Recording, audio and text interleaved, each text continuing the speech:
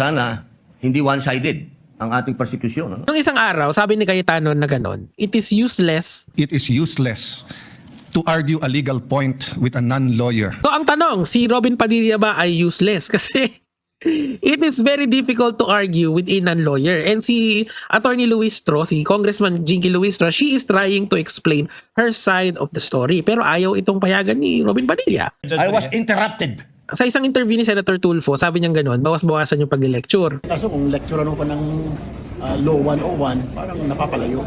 So ang tanong po rito, si Pia Cayetano ba at saka si Alan Cayetano ay nile-lecturean din si Robin Padilla about sa batas? Kasi po, napaka-basic yan. Pag pupunta kayo sa korte, expected po talaga na may kalaban kayo. People of the Philippines versus Robin Padilla, ganyan po. Ang nangyayari po dyan, yung kabilang panig, meron silang side na pinapatunayan. Yung isang side, gusto kang protektahan, yung depensa, yung prosecution naman, gusto kang panagutin. Ang problema dito, senator judge kasi yung nagsasalita.